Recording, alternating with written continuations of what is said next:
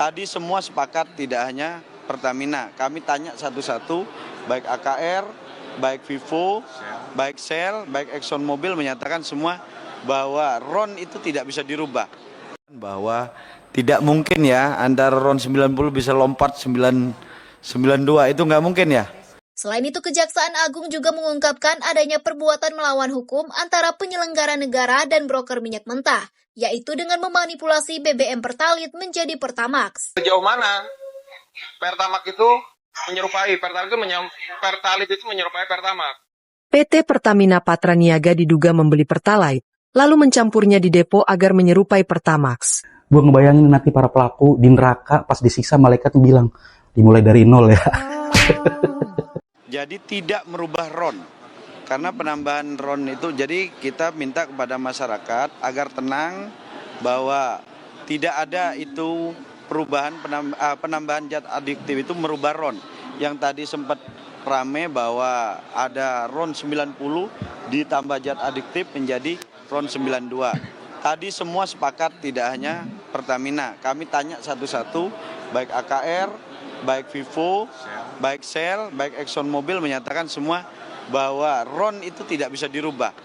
Bahwa tidak mungkin ya antara RON 90 bisa lompat 992, itu nggak mungkin ya. Betul nggak Bu Ingrid ya?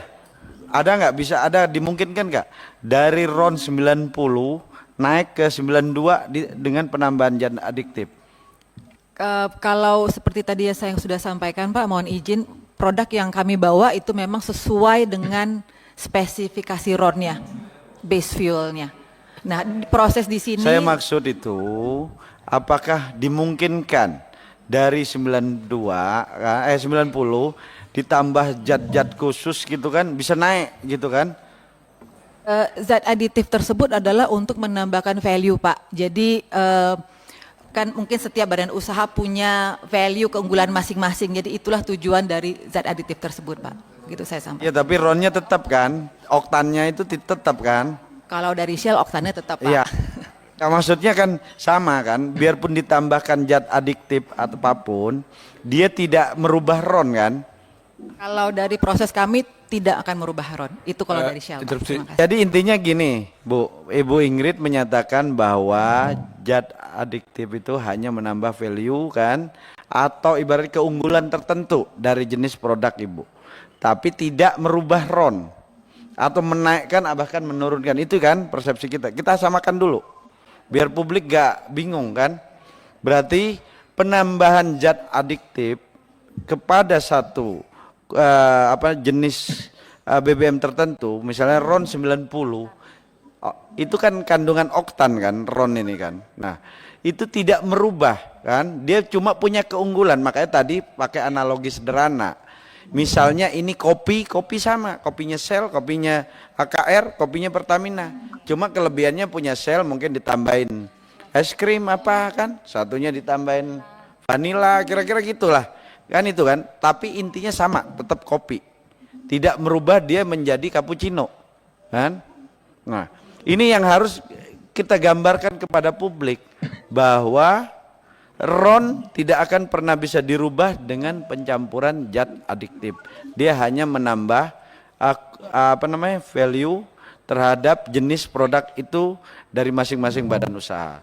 Jadi kita sepakat itu ya bahwa ini pihak swasta ini. Jadi kalau kita hanya undang Pertamina aja, ntar dipikir kita nggak berimbang. Kalau sekarang berimbang. Shell menyatakan bahwa tidak mungkin ada bisa penambahan penaikan RON, gitu kan? Nah, ke AKR coba.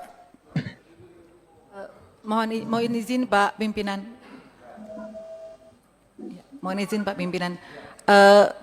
Jadi kalau dari Shell seperti tadi yang sudah saya sampaikan, karena kita aditif yang kita lakukan, yang kita blend itu adalah untuk menambah value.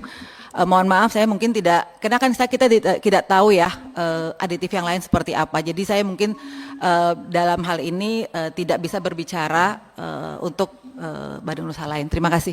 Itu ya, nggak apa-apa. Intinya kami sudah bisa tangkap, intinya sudah kita bisa tangkap bahwa RON itu adalah dasarnya dulu kan, base fuelnya dari sini dulu kan. Jadi terkait penambahan adiktif ini tidak bisa dikategorikan bahwa ini oplos, tapi ini penambahan value dari satu jenis produk. Nah, itu yang harus kita sepakati. Jadi biar publik tidak tersesat dalam isu yang tidak pas.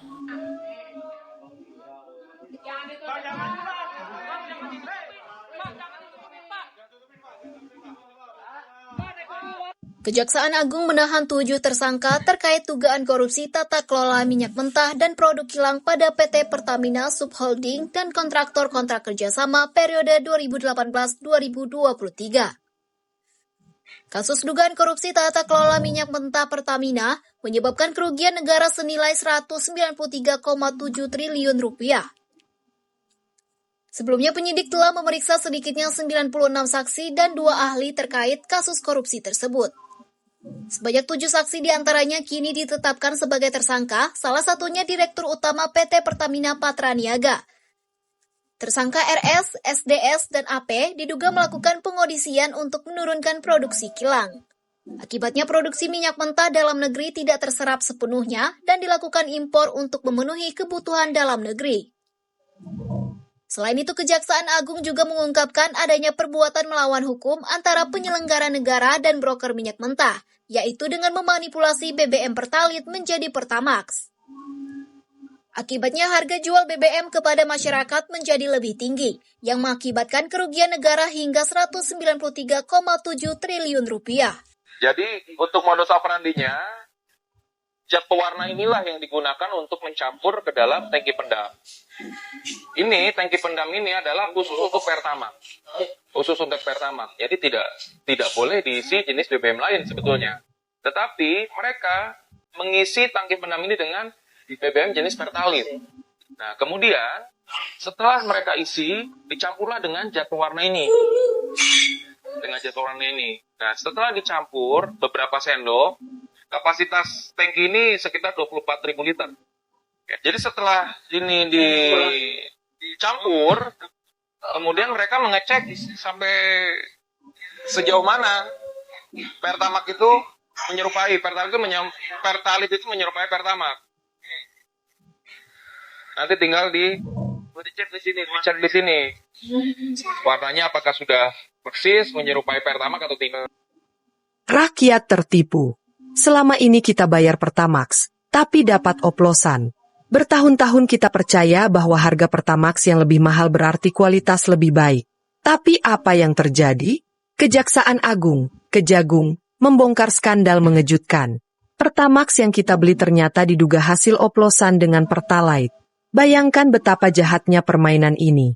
PT Pertamina Patraniaga diduga membeli Pertalite, lalu mencampurnya di depo agar menyerupai Pertamax. Tapi yang lebih mengerikan, mereka tetap menjualnya dengan harga Pertamax seolah-olah tidak ada yang terjadi.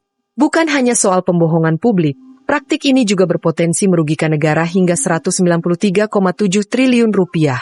Ini bukan korupsi biasa, ini perampokan besar-besaran terhadap rakyat. Angka yang fantastis, hampir setara dengan separuh APBN subsidi energi. Jika benar, ini bukan sekadar korupsi biasa, ini adalah perampokan sistematis yang dilakukan di depan mata kita. Gue ngebayangin nanti para pelaku di neraka pas disiksa malaikat bilang dimulai dari nol ya.